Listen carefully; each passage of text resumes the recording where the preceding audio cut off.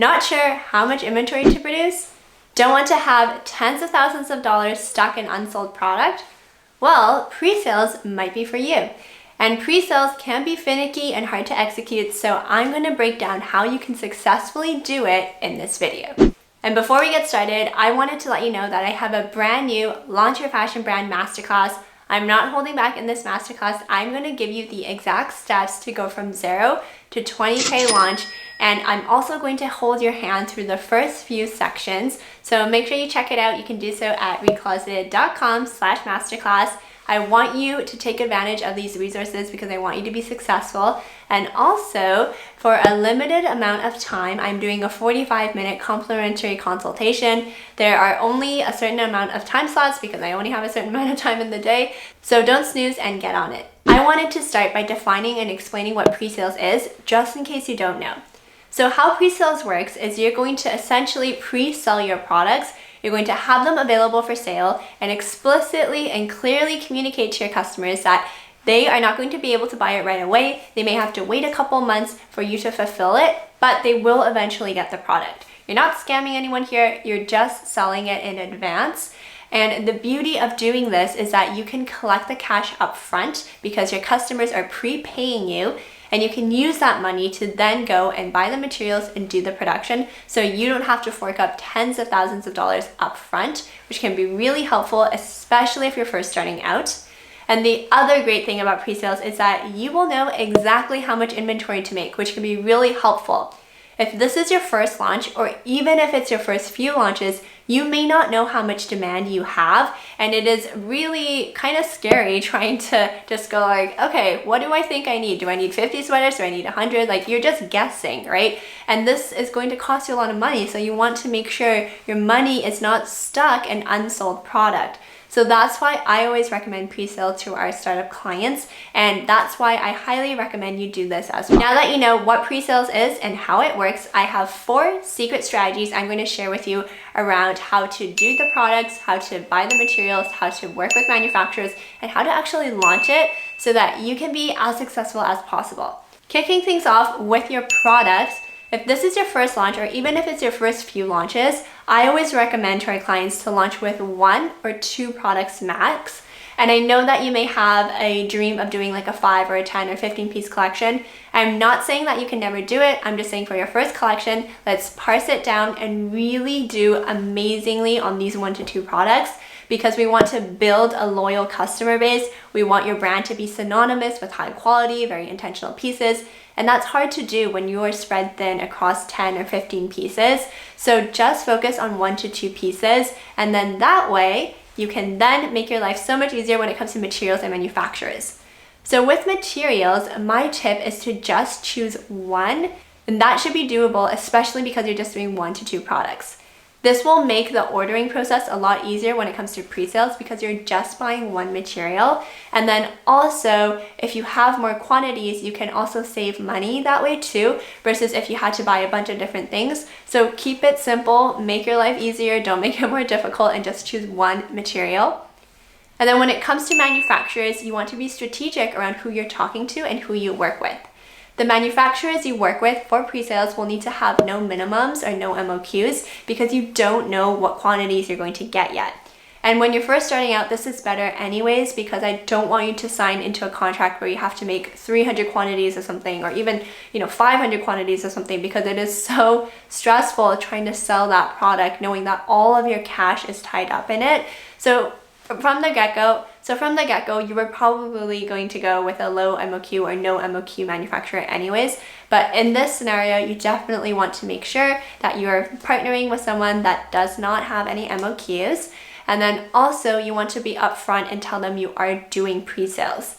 However, I have some tips around how you execute it, and I will talk about it next. When it comes to executing pre-sales, I have seen people do it every which way. When it comes to fulfilling and executing the whole thing, it can be really hassle-some, but over the years, I have perfected this with my clients. I like to call this my launch model, and I'm going to run you through it. So the first phase in this model is going to be a 6-month build-up community phase and validate product phase. During these 6 months, you're going to be building up your community, because when you launch, you don't want to launch to crickets. You want to have people in your community that are your ideal customers. And then simultaneously, you want to be really strategic about the 1 to 2 products that you're launching. You want to make sure it solves a problem, solves a pain point for your ideal customer, and you want to make sure you co-create a solution with them. You want to design intentionally, you want to source amazing materials and find the perfect manufacturer for you. So this is going to be 6+ months. The next phase in the launch model is the pre-launch phase, and this is going to be about 1.5 months.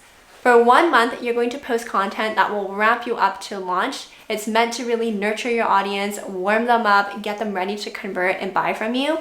And also, you want to make sure that they are excited about your launch. You want to count down the days, you want to make sure people know it's happening. And so that's really, really important to drill home there.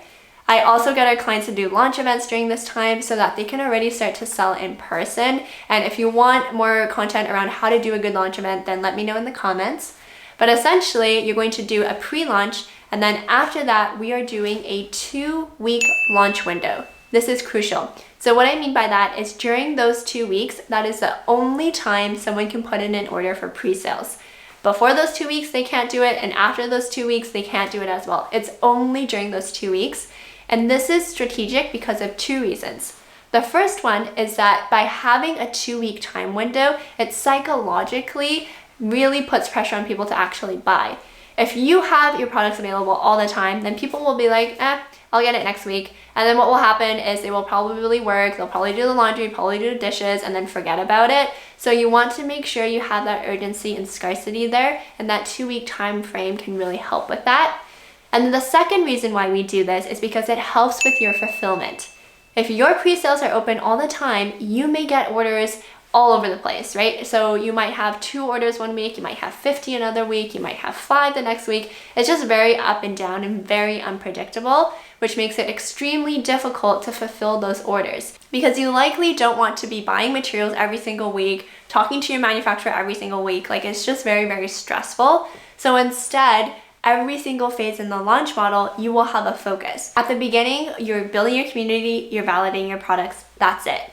During the pre-launch phase, you are warming up your community, you're doing your launch events, you're doing the countdowns, that's it. During the launch phase, you are really heavily promoting and selling your products, that is it. And then during the fulfillment stage, you're actually going to be ordering the materials if you need to do so, talking to your manufacturers, and then shipping and fulfilling those orders. So then every single stage in the model, you are just focusing on one thing, and it makes it less overwhelming. So that is the magical strategy I get our clients to follow. And the pro tip here is because you know when you're going to launch during those 2 weeks and you know you're probably going to put in an order immediately after the cart closes, I would give your manufacturers a head up months in advance and just let them know so they can make space for you and they know it's coming up. So with that being said, I hope that this helps you with your pre-sales journey. I really think that if this is, again, your first collection or even your first few collections, this is the way to go.